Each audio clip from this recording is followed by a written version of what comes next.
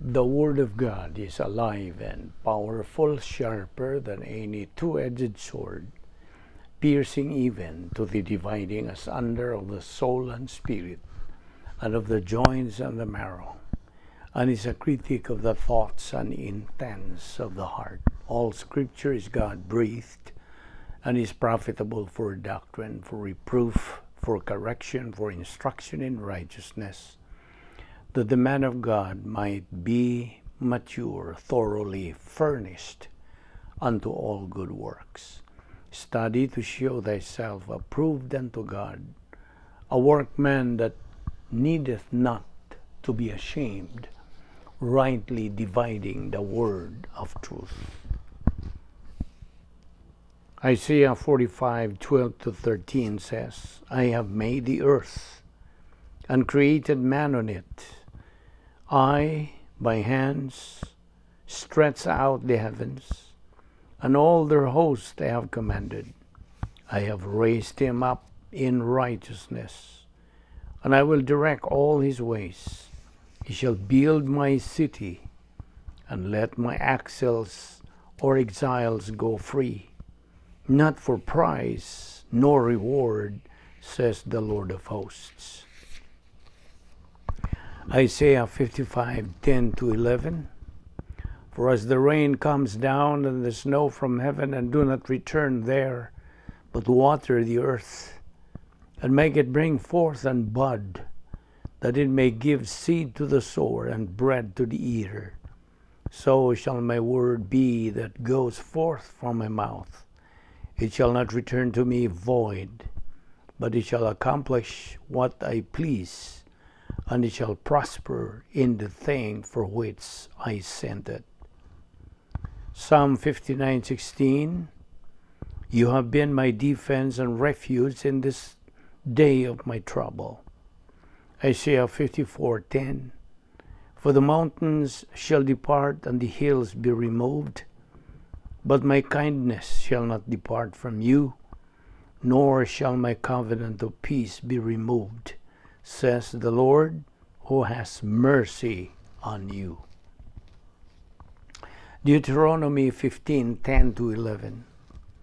You shall surely give to him, and your heart should not be grieved when you give to him, because for this thing the Lord your God will bless you in all your works, and in all to which you put your hand. For the poor will never cease from the land. Therefore I command you, saying, you shall open your hand wide to your brother, to your poor and your needy in your land. 1 Samuel 2:7-8. The Lord makes poor and makes rich. He brings low and lifts up. He raises the poor from the dust and lifts the beggar from the ash heap, to set them among princes and make them inherit the throne of glory. For the pillars of the earth are the Lord's, and he has set the world upon them. Before we start our Bible study today, ikinahanglan nato pagsusi sa atong kalag ninihigayuna, kung nanapamang kitay mga sala, ato kinihinganlan, ato kining admitihan, ato kining isugid nga sa tubangan sa Dios nga amahan, agi kining sunod sa 1 John 1:9 principle, the rebound technique, na nagaingon sa in English, if we confess our sins, God is faithful and just to forgive us our sins and to cleanse us from all unrighteousness. O alang kanimo higala nga wala pa'y kaluwasan, tumuo ka kang Ginoong Hesus, ug ikaw maluwas. Acts 16:31. Busa. Sa hilom magambo kata karon, agi pandam sa atong kaugalingon. Let us pray.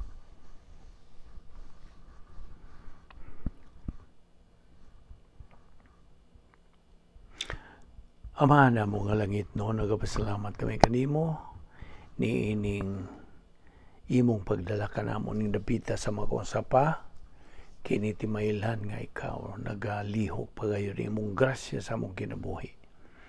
gani imo pa kaming ipabuhi karon kini timailhan nga ang imong plano sa among kinabuhi nagapadayon pa.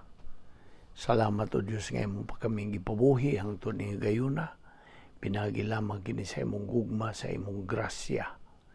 Dili kami takos nini o Diyos. Bani kami sa among pagpadayon, sa among pagtuon sa imong balaang pulong, nga diin mo kini ang among gabayan, among magamit sa among adlaw-adlaw panginabuhi, ingon nga imong mga anak. Bani kami, nini nga among Bible study through the YouTube, ubos sa Balbido Evangelistic Ministry. Kining tanan among ipasalamatan sa ngalan ni Ginoong Hesukristo. Amen. Mayong adlaw sa tanan natong mga subscribers, mga suki na nining atong Bible study, o kaninyo atong mga igsuon diyan ni Kristo, welcome na usab. Kaninyong mga bag-o, well, giabi-abi kamong tanan, o welcome. Hinaot nga ikaw, kamong mga bag-o, baton kamo sa pagkamapaubsanon ngadto sa otoridad nga mao ang Dios ug ang iyang pulong nga atong pagatun-an niini gayuna. Busa sa waylangan padayon kita sa atong pagtuon niya pa kita magadupot niini nga atong tun-anan nga giuluhan og the real meaning of life, ang matuod nga kahulugan sa kinabuhi. Og kagahapon atong gibiyaan magkadtong dapit nga bahin sa the triangle of marriage, nainomdom pa ka? Bahin sa second institution of marriage, second institution nga gipahimutang sa Dios nga mao ang kaminyoon. Okay? So gihasgot kita kagahapon may tungkol sa success in marriage nga nagaagad lamang kini. Now, of course, I'm talking about Christian marriages. Okay? Success in marriage as Christians only depends on the strong and successful spiritual life of both husband and wife. Kaya nagasunod man sila sa Royal Family Honor Code, Galatians 5:14. Unsay unod ni ining Royal Family Honor Code is we stand on the Word of God which says you shall love your neighbor as yourself. Okay? O kana, nahimutang ka na o gitawag nato virtue love. So, remember the triangle of marriage, physical attraction, soul rapport, o spiritual life. O kining spiritual life, mao ang yawi ni ining tanan gyud to be kanang able to reach a successful marriage. Success in marriage, akong balikon, as Christians, nagaagad lamang sa espirituhanong pagkinabuhi sa bana ug sa asawa. Okay? By the way, sa wa pa mo mga minyo, kamong I'm addressing this to the married couples. Before you got married, you went through 3 stages, di ba? Nakaagi ka mo o kita nga mga nakaagi nas kaminyon, of course. Mao kini ang the 3 stages nga atong giagian. Number 1, attraction. Mao ni gitawag og blind stage of romance. Okay? Og sa lain pagasulti, kining attraction mo kini ang enlightened stage of blind stage of romance. Now, attraction na kay pagka kanang sa Bisaya o attraction na-attract, of course, in English man yung attract. Okay, number 1 is attraction, number 2 is compatibility. Now, kining compatibility, mo ni ang klaro gyud, mo kini ang enlightened stage of blind kanang stage of romance. So kining ginamit usab, no? Ginamit nato ang problem solving stage using the 10 problem solving devices. Okay? Og so attraction, compatibility, o ikatulo, rapport. Kining rapport, this is the harmonious stage of romance. The status quo of sympathy and empathy. Kining rapport, mao ni gitawag nato og union nga gitawag og soulmates na mabasa nimo matun-an nimo di sa Colosas 3:18-19 o Epesos 5 diha sa maong kapitulo. Now, as a review, there are how many divine institutions nga itong itunan? 4. Ang naguna nini ang volition, sunod marriage, sunod family, and then number 4, nationalism or nation. Now, ang Diyos may nagapahimutang nini. He instituted nining 4 ka mga katukuran sa Diyos for mankind's preservation, alang sa pagpalahutay, pagpanalipod, kanang preserve sa kaliwatan sa tao.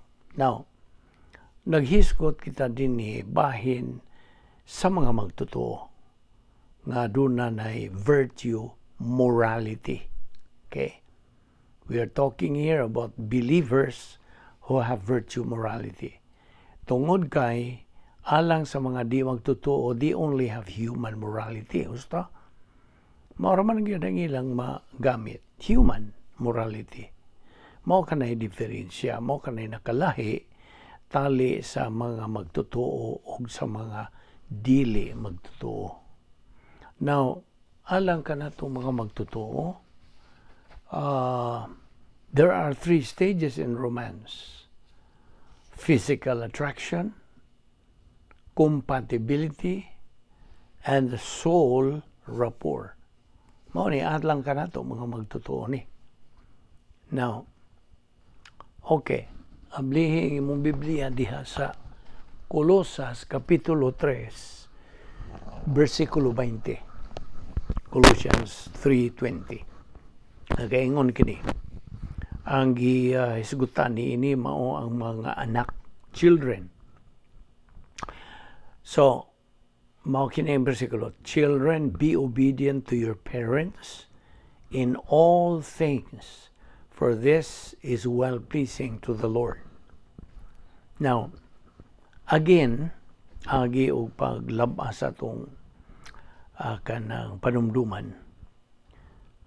Kaning divine institutions, volition, marriage, family, nationalism, bantay kay si Satanas, being God's arch enemy, nga mo nagunang kaaway sa Dios, is always on the go. Kanunay siyang nangitag mga pagi to destroy and devastate niining 4 ka mga divine institutions.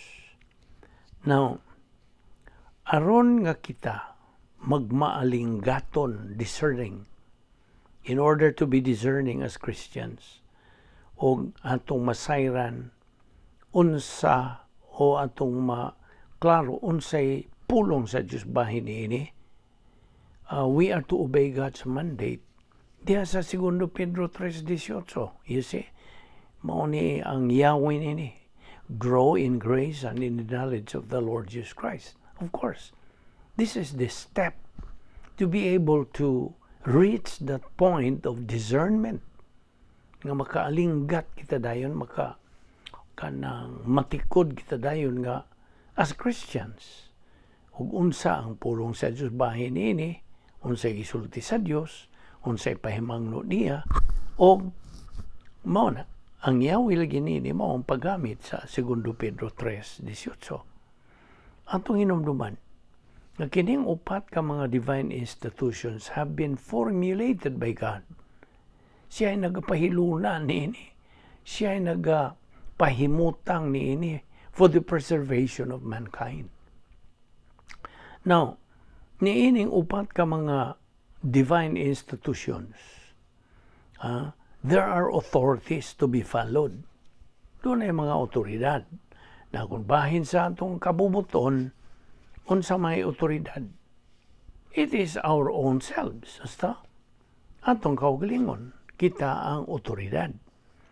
Sa bahin na sa kami niyon, kinsa may otoridad, ang bana. Kung bahin sa panimalay, kinsa may otoridad, amahan. Okay? Ang amahan. Ug bahin sa nasod, kinsa may mga otoridad, the leaders of the government, of the nation. Basta. Okay. Padayon, balik yapon ta sa Colossus 3:20. Children, be obedient to your parents in all things, for this is well-pleasing to the Lord. Now, get this. Matngunin ni. Ang gitawag og genuine humility. Genuine. Matuod yun. Timos, kanang tinuod, timos, bugos, nila natin mao ni mga synonym. Genuine humility. Maugmad lamang kini in a child. Okay? This is developed in a child by first developing enforced humility in the family. Unsa man ning enforced humility? Ang pag kanang pinugos, enforce God. Atong i-enforce na pareho gud ni mga kanang peace officers, mga enforcers man ni sila. You see? So mo na nga akong balikon nga ang matuod, tinuod, bugos gyud nga pagka mapaubsanon, maugmad lamang kini sa bata.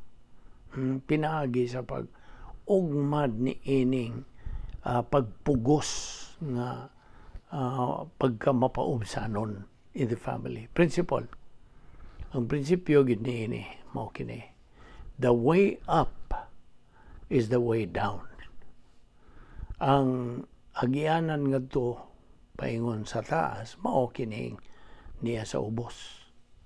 Mao ba na Bisaya? Sakto ba ang pagka-hubad nato sa Bisaya? The way up is the way down. Now, nainomdom ka ba ngayon yung prinsipyo nga atong gikahibalag ni spare the rod, spoil the child. Basta? Prinsipyo man na. So, spare the rod, spoil the child. Now, kaya nga itong mga anak, children should be trained to be oriented to authority. Mao gini atong katungdanan ingon nga mga ginikanan. Nga ato silang ugmaron, ato silang kanang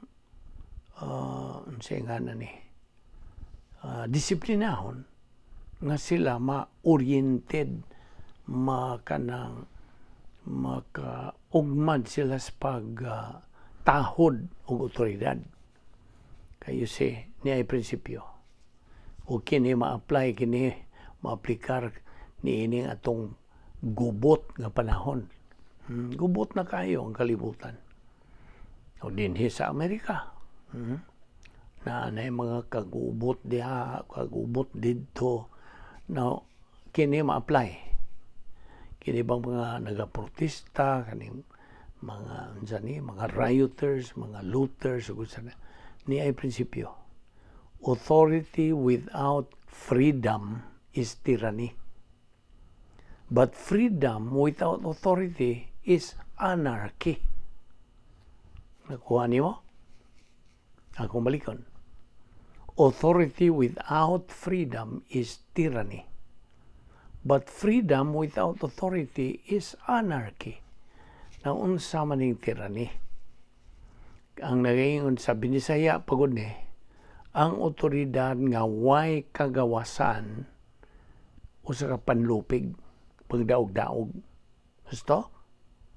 Apan, ang kagawasan nga way otoridad, kini gitawag og anarkiya mo nila ni atong Binisaya ang mahubad. anarkiya. Ang buot pasabot, why gisunod nga pamunuan o balaod? Why kahusay? Gupot. Namona. So ayaw ni kalimtin yung prinsipyo ha. Authority without freedom is tyranny, but freedom without authority is anarchy. So akong balikon, God established 4 divine institutions for mankind's preservation. So volition man na, marriage is sunod, family, and then nations. Okay? Now, nailain na sang prinsipyo. Kinigod, magsigita din og hisgot o mga prinsipyo, mga pasidaan, pahimangno sa Dios. Okay? Principle. A believer who only uses his emotion in his spiritual life is arrogant. He who uses his mind, mentality of his soul, is humble. Kita niyo? So, ang usa ka magtotoo nga nagagamit lamang sa iyang pagbati, bahin sa iyang labot sa iyang espiritual pagkinabuhi, arrogante ni siya. Mapahitason ni siya. Apan siya nga nagagamit siyang pangunahuna, mentality sa iyang kalag, mapausanon. A believer should be able to think. Use your head. Mao na angay natong hinumduman. Use your head. Also, let us remember the famous principle. Mao na ni famous na gid ang prinsipyo karon. Authority without freedom is tyranny. Freedom without authority is anarchy. Now, Colossians 3:21. Okay? Diyan ni sa New International Version. Colossians 3:21, naghisgot ka na og exasperate. Kining exasperate sa Grikong pulong is iritizo. Iritizo. Ang buot pasabot ni iritizo, to feel resentment, kaligot-got. Og diha sa Episo 6:4 NASV na ni, naghisgot po ni og provoke. Now, sa Grigong pulong, parorgizo. Parorgizo. Okay? Ang buot pasabot, to cause someone to be provoked. Gipalagot ba? Okay? Now, ato namang gitunan nga ang espirituhan ng pagkinabuhi, dili man kasagaran nga matang sa pagkinabuhi. O mao, kay di man kasagaran, nanginahanglan po kinigdi kasagaran nga paagi sa pagtuman. Sto?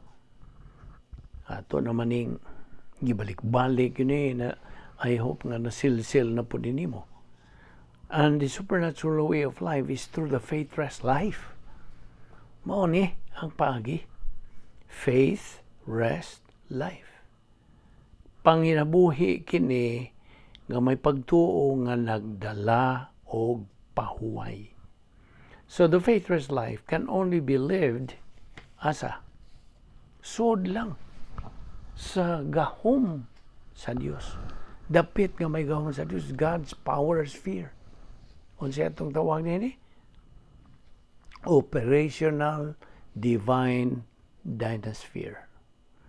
Og outside of this, gawas kanini, there is no spiritual life. None. Ayaw na nagkalimti. Wa gyud. Wa gyoy espirituhan ng pagkinabuhi kung nahigawasta sa dapit nga may gahom sa Dios. God's power sphere. God's royal palace alang kanato. Hence, ang usa ka magtotoo outside of this power sphere is a loser believer. Loser. Pildiro ra gyud siyang magtotoo. And mark this, timan nini. badlisin ni. Even if the believer is a loser believer, ang pangutana, kumusta mga iyang kaluwasan? Na pa ba? Of course, his salvation is intact. Intact. Wa matandog. Besan tulog siya, pildiro na kayo magtotoo, karnal, reversionista, his salvation is still intact. He has not lost his salvation. Never ever. Never. Why? Nga naman. Because of the principle, once saved, always saved. Covered kini sa the doctrine of eternal security. Yes, he is saved. Apan ang iyang kinabuhi din his kalibutan is a miserable state. Miserable. Pareha ra gyud ang iyang pagkinabuhi ingon og dili magtotoo.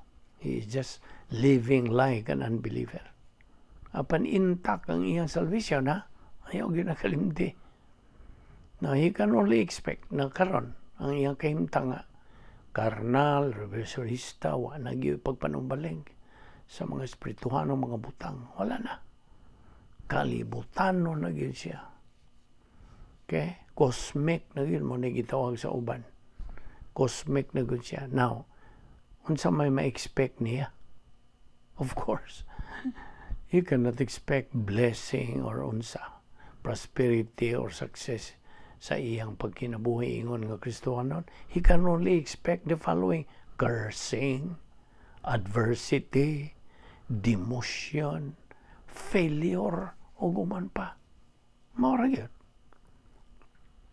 While on the other hand, ang usa ka magtotoo nga nagapuyo diha sa operational divine dynasty, unsa may ma-expect niya? Unsa may iyang madawat? Of course, mo to ang ingon nimo. Opposite niya itong gidawat sa sa believer o loser believer. Karon kay ang magtotoo tuaman mo puyo sa dapit nga may gahom sa Dios ug siya nagpadayon sa pagtuman sa protokol nga plano sa Dios siyang kinabuhi, then he can expect blessings, prosperity, success, promotion, o guban pa. Now, of course, numnubi nga niya patas Colossians 3, ha? Specifically in verse 18. Unsa gisultis verse 18. Wives, mga asawa, be subject to your husbands as is fitting in the Lord. Yes, versikulo 19. Okay? Padayon. Husbands, mga bana, love your wives and do not be embittered against them. Now, ato raguntas 1 Corinto 11, versikulo 3. It says there, but I want you to understand that Christ is the head of every man, and the man is the head of a woman, and God is the head of Christ. Kita nimo ang ranking diha. The 3 stages in the relationship. Okay, ang ilang kanang ang na I want you to understand that Christ is the head of every man, and the man is the head of a woman, and God is the head of Christ. Now, unsa ka tulo ka stages sa relasyon tali sa laki o sabay? The 3 stages in the relationship between a man and a woman. Ang nag-una nini is attraction. Ikaduha, compatibility. Ang ikatulo, rapport. Okay. Now, kining attraction, by the way, ato ragon ni isugutag balik nini. Ang attraction, this is a dangerous stage. Magkuyaw ni when it comes to marriage. Kaya nga no, this is the blind stage. Blind. Mabito na ilang giingon nga, love is blind that lovers cannot see. I don't know if that is biblical, dili ka na biblical. Now, so akong balikon kang attraction, kana bang nadani. Okay, I think we got the right Visayan word. Kung madani ka, ma-attract, that is kuyaw ng dapita, kanang stage.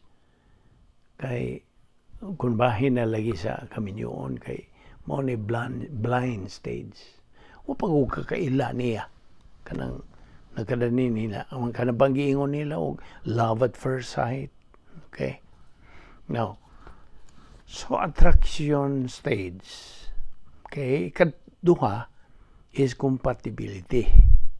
Na mao na ni ang enlightened stage. Marag nalamdagan na kagamay. Enlightened na god. Compatibility. Sinabot na mo ba?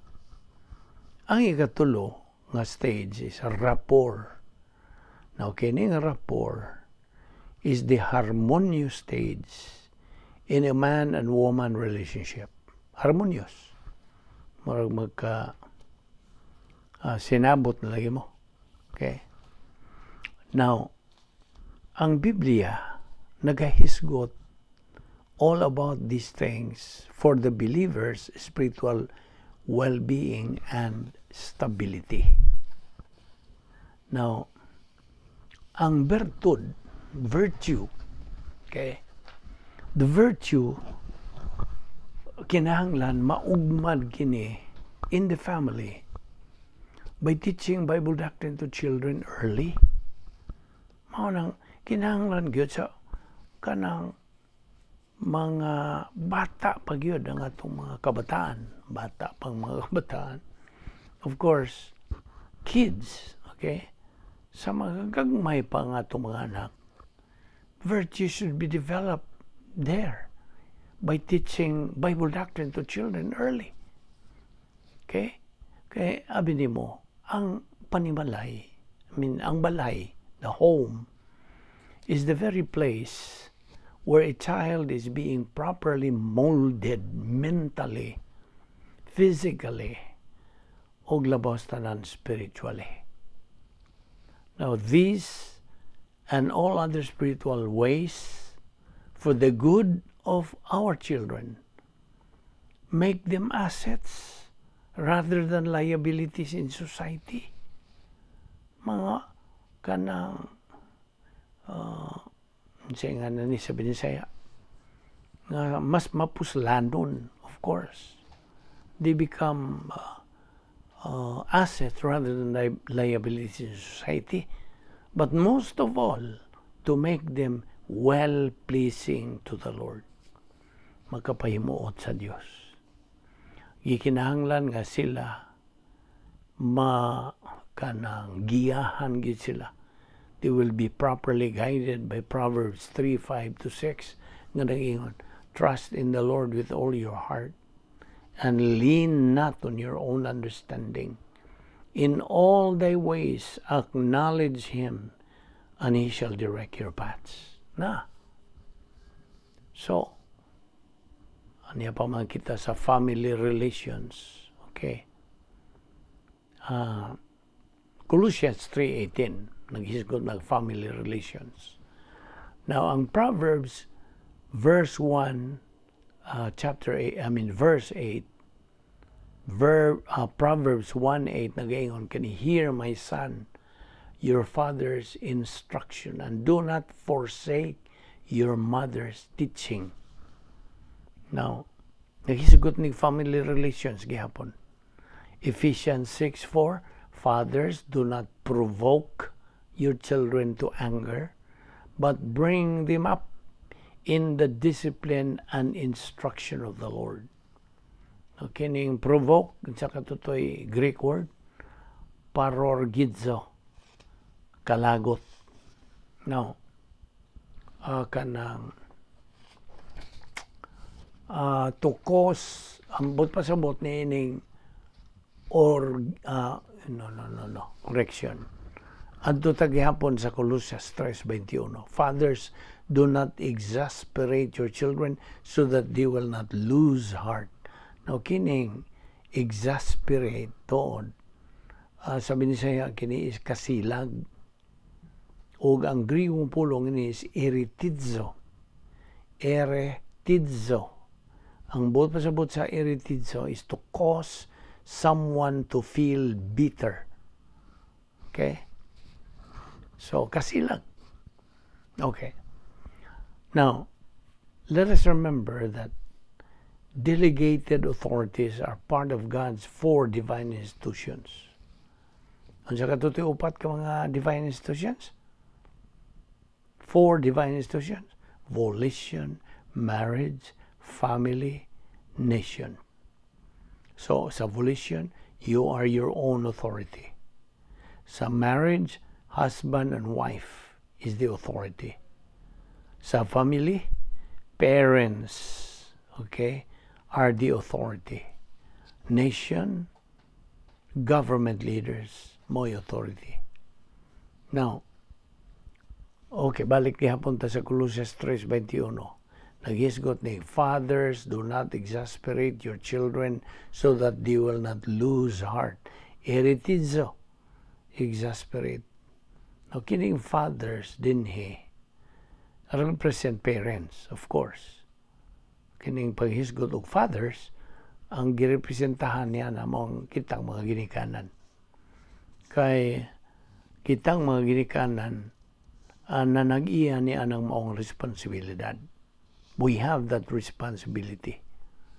So, kitang mga ginikanan, we should not resort to child abuse. Like, kanang sa pa, sexual incest. Kay they are considered as soul abuse. It is by not teaching the mga bata the truth. Example, by not teaching them the difference between right and wrong. By not teaching them not to touch other people's property and rights. Sis gagmay pa ni sila. Pay mangnuan na to. Ayaw naghikap, ayaw nagtanduga kay dili na ato. You see? Teaching them not to touch other people's property and rights. Mao kanay husto o mao gini gasunod ka na sa divine institution nga mga prinsipyo. Next thing that parents should consider with regards to their children is not to cause them to fear. Like to be afraid of na mao lagi ni may patake hadlokon matala na itiaw na iwak-wak. Di ba? Do not do that. Do not cause them to fear. Like to be afraid of ghosts, wak-wak, tiaw, etc. That's part of emotional abuse or psychological abuse. Kasabot ka? Bahin ka na sa psychological o emotional abuse. Now, kita mga ginikanan should know sa instruction sa Diyos, God's instruction manual, ang pulong sa Diyos, ang Biblia. Parents, kita mga ginikanan kinahanglan na yun, may baw. So, we would be able to deal with our children in the proper way. Kasabot ka? Now, kung bahin sa soul abuse, this destroys the mind and thinking skills of children. Ibaw ka ba? Mao ni makadaot sa panghunahuna sa atong mga kabataan. Now, doon ay 5 kategorya ni ining itawag child abuse. Una, sexual incest abuse. Ikaduha, physical abuse. Ikatulo, soul abuse. Ikaupat, emotional abuse. Ikalima, neglect and deprivation. Now, kitang mga ginikanan, kinahanglan mutudlo sa atong mga anak sa mga good language. O kinahanglan ato na silang sangyawan sa sayo pa nila nga pangidaron.